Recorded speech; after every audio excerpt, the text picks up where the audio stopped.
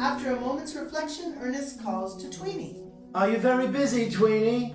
There's always work to do, but if you want me, Ernest... There's something I should like to say to you if you would spare me a moment. Willingly. What is it? What an ass I used to be, Tweeny. Oh, let bygones be bygones. I'm no great shakes even now, but listen to this, Tweeny. I have known many women, but until I knew you, I never knew any woman. To Tweeny's uneducated ears, this sounds dangerously like an epigram. Take care! The bucket! I didn't mean it in that way. Ernest goes chivalrously on his knees. Tweeny, I don't undervalue the bucket, but what I want to say now is that the sweet refinement of a dear girl has done more for me than any bucket could do. Are you offering to walk out with me, Ernie? More than that. I want to build a little house for you in the sunny glade down by Porcupine Creek. I want to make chairs for you and tables, and knives and forks, and a sideboard for you. I like to hear you. Would there be anyone in the house except myself, Ernest? Not often, but just occasionally there would be your adoring husband. It won't do, Ernest. It isn't as if I should be much there. I know, but I don't love you, Ernest. I'm sorry. Twice a week I should be away altogether at the dam.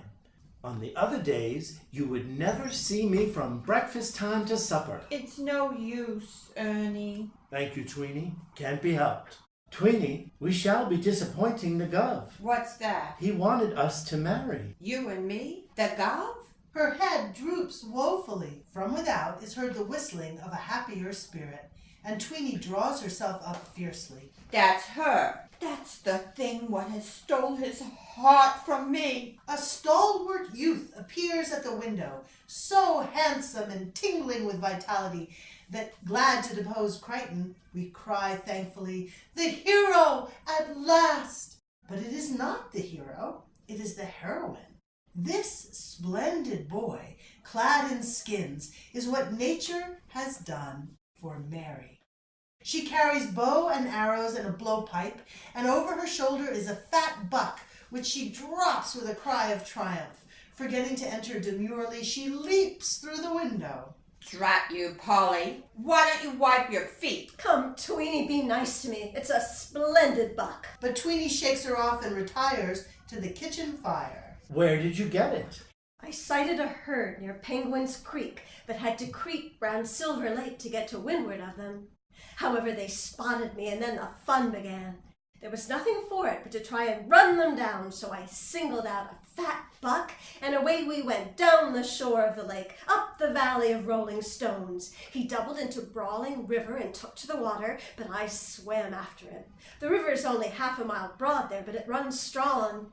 He went spinning down the rapids, down I went in pursuit. He clambered ashore, I clambered ashore. Away we tore, helter-skelter, up the hill and down again. I lost him in the marshes, got on track again near Breadfruit Wood, and brought him down with an arrow in Firefly Grove. Aren't you tired? Tired? It was gorgeous. Mary runs up a ladder and deposits her weapons on the joist. She is whistling again. I can't abide a woman whistling. I like it. Drop it, Polly. I tell you. I won't. I'm as good as you are. Is this necessary? Think how it would pain him. Mary's eyes take a new expression. We see them soft for the first time. Tweeny, I beg your pardon. If my whistling annoys you, I shall try to cure myself of it. Instead of calming Tweeny, this floods her face in tears. Why, how can that hurt you, Tweeny dear? Because I can't make you lose your temper. Indeed, I often do. Would that I were nicer to everybody. There you are again.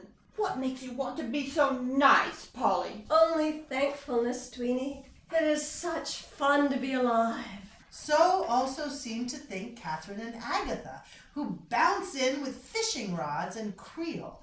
They too are in manly attire. We've got some ripping fish for the cubs' dinner. Are we in time? We ran all the way. You're pleased to cook them yourself, Kitty, and look sharp about it. Tweeny retires to her hearth where Agatha follows her. Catherine is cleaning her fish. Has the Gov decided who is to wait upon him today? It's my turn. I don't see that. It's to be neither of you, Aggie. He wants Polly again. Mary is unable to resist a joyous whistle. Polly, you toad. But they cannot make Mary angry. How dare you look so happy? I wish, Tweeny, there was anything I could do to make you happy also. Me? Oh, I'm happy. Tweeny remembers Ernest, who is easy to forget on an island. I've just had a proposal, I tell you. Mary is shaken at last, and her sisters with her. A proposal? Not. Catherine dare not say his name. You needn't be alarmed. It's only me. Oh, you. Ernest, you dear, I got such a shock. It was only Ernest. Catherine shows him her fish in thankfulness. They are beautifully fresh. Come and help me cook them. Do you mind if I don't cook fish tonight? Catherine does not mind in the least. They have all forgotten him. A lark is singing in 3 hearts. I think you might all be a little sorry for a chap. But they are not sorry. I'm particularly disappointed in you, Aggie, seeing that I was half engaged to you. I think you might have had the good feeling to be a little more hurt. Oh, bother. I shall now go and lie down for a bit. Ernest retires coldly but unregretted. Mary approaches Tweeny with her most insinuating smile. Tweeny, as the Gov has chosen me to wait on him, please may I have the loan of it again? The reference made with such charming delicacy is evidently to Tweeny's skirt. No, you mayn't. Don't you give it to her. You know quite well that he prefers to be waited on in a skirt. I don't care. Get one for yourself. It's the only one on the island. And it's mine. Tweeny, give me that skirt directly. Don't. I won't. I shall make you. I should like to see you try. An unseemly fracas appears to be inevitable, but something happens. The whir is heard again, and the notice is displayed. Dogs delight to bark and bite. Its effect is instantaneous and cheering. The ladies look at each other guiltily and immediately proceed on tiptoe to their duties. These are all concerned with the master's dinner.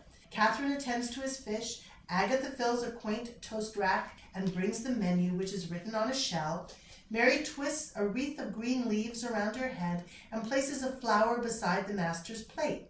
Tweeny signs that all is ready, and she and the younger sisters retire into the kitchen, drawing the screen that separates it from the rest of the room.